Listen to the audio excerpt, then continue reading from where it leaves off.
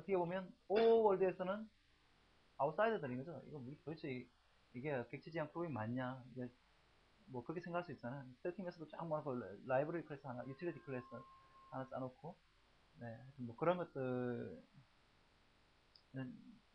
뭐 이렇게 O에서는 별로 좋아하진 않고요. 퓨어 패브리케이션은 어떤 객체를 설계하는 겁니다. 객체를. 어떤 기능들을 수행하는 객체를 별도로 하나 만들어가지고 걔한테 다 역할을 맡기는 그런 케이스인데, 어쨌든 그 케이스에서도 너무 기능 중심이 돼가지고 객체 중심에 대한 취지가 훼손될 가능성이 존재한다는 거예요. 인터랙션은 말 그대로 간접적으로 뭔가 콜을 하는 거죠. 어떤 케이스가 있었냐면은 어댑터 같은 거, 아까 어댑터 얘기했잖아. 내가 A를 콜하고 A는 사실 실제 내부적으로 B를 콜한다든지 이런 것들도 그 미디에이터가 중간에 존재하는 거잖아요. 중간자 네 개체가. 그런 것들이 결국은 A의 클라이언트랑 그 A가 내부적으로 콜한 B가 디커플링 제도를 보장해주는 방법이 바로 인디렉션이고, 그러한 것들을 할 때 이런 것들을 아주 일반적으로 인디렉션이라는 표현을 쓰게 됩니다. 그러니까 이제 역할을 어떻게 주느냐의 차이인 거고,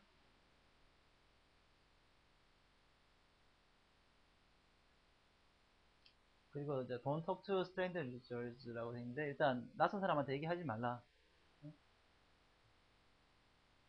그러니까 낯선 어떤 객체에 대해서 통신을 해야 되는 것은 그 특정한 객체한테 제한을 시키라는 거죠. 뭐, 그 외부의 어떤 오브젝트랑 통신을 해야 되는데 A랑도 통신하고 B랑도 통신하고 C랑도 통신하고 그렇게 하지 말고, 걔랑 통신을 하는 것들은 내부적으로 어떤 뭐 래퍼를 두든지 뭔가를 둬서 걔를 통해서만 통신하도록 해가지고 다른 객체들은 이 외부의 변경과 언제든지 또 바뀔 수가 있고 하는 놈들하고 커플링 되지 않도록 보장을 해달라는 거죠.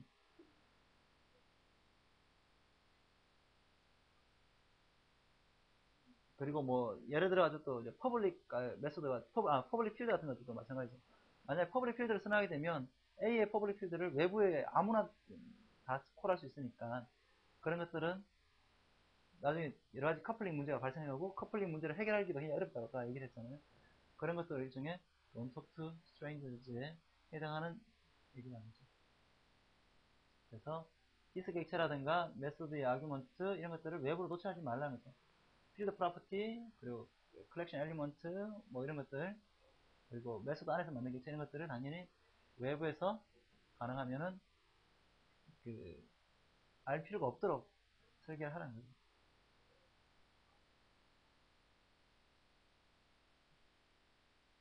네.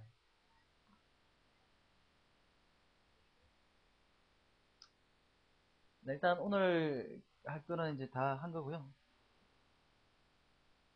이제 몇 가지 이제 아까 전에 나왔던 얘기들 중에서 사실은 이제 격언들인 거죠. 이미 아까 전에 다 얘기됐던 것들인데,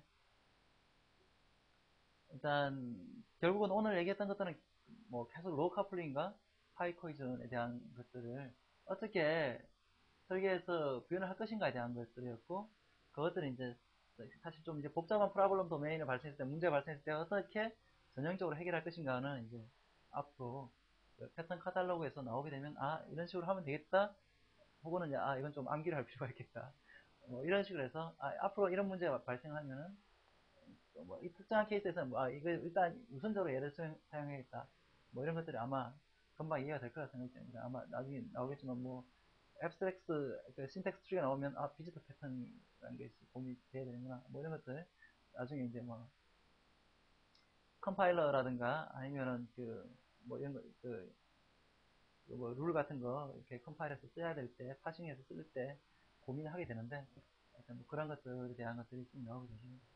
하여튼 그건 다음 시간부터 할 거고, 다시 한 번 더 정리를 하자면 여기 격언들이 좀 있습니다. 아까 다 얘기했던 거예요. 어떤 변경되는 개념들, 자꾸 변화가 가능한 개념들, 이거 A도 쓸 수 있고 A의 차이도 쓸 수 있고 뭔가 구현체도 바뀔 수 있고 변경 가능한, 그러니까 체인지에 대해서는, 체인지가 한 부분들은 고립을 시키라는 거죠. 우리가 가장 기본적인 게 뭐죠? 디바이드 앤 컨커잖아요. 모든 전략에서, 전쟁에서 가장 기본적인 거는 디바이드 앤 컨커. 분할해서 일단 분리를 시키고 그 다음에 하나씩 하나씩 정복을 하는 거죠. 변경하는 놈들은 일단 인캡슐레이션 시켜가지고 분리를 시켜버리는 겁니다. 딴 놈들이 변화되는 놈들은 딱 분리시켜가지고 이 변화되는 것을 보지 못하도록 볼 필요가 없는 애들은 안 보도록 하는 게 제일 기본적인 원칙이라는 거죠. 그리고 가능하면 임플멘테이션에 디펜던트하게 코딩을 하지 말고 인터페이스를 가지고 코딩을 하라. 그리고 가능하면 상속 구조 남용하지 말고 가능하면 컴포지션을 가지고 일단 코딩하라. 뭐 이게 오늘 일단 그 디자인 패턴 내용의 핵심이 되겠습니다. 네, 뭐 질문. 네, 오늘은 일단 그 뭐 딱히 숙제라든가 퀴즈를 내기가 좀 애매해서 일단 전체적으로 OOP라는 것이 무언가 하는 것들에 대해서 이제 몇 가지 강조할 부분에 대해서 이제 하고 반복해서 강조를 했고요. 네, 그 다음 시간에는 실제 이제 구체적인 패턴 카탈로그에서 이제 크리에이셔널 패턴부터 해서 쭉 진도를 나가도록 하겠습니다. 크리에이셔널 패턴은 굉장히 쉽고 그 뒤쪽에 나오면 약간 이제 암기해야 할 내용들이 나오게 됩니다.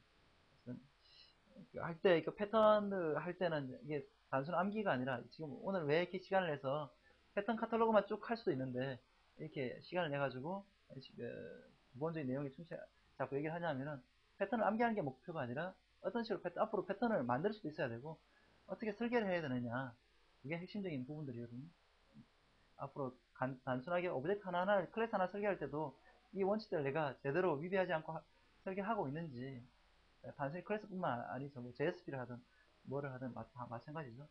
그러한 부분에 대해서 내가 로우 카플링과 하이 코리전에 해당하는 방식으로 하고 있는지 그리고 재사용을 할 수 있게 하는지 모듈한 제대로 하고 있는지 여러 가지 부분들이 고민이 돼야 되는데 제대로 고민을 하고 있는 건지 이런 것들에 대한 것들을 다시 한번 고민해 주길 바라고 그리고 실제로 다음 적용할 때 있어 가지고도 이 패턴 카탈로그들에 있는 패턴들을 실제 내가 이 적용을 했을 때 내가 기존에 내가 코딩했던 부분들에 이것을 적용했을 때 과연 좀 더 효율화되고 디카플링 되는 부분이 있는 건지를 확인하는 것들이 굉장히 중요한 팩트가 되겠습니다.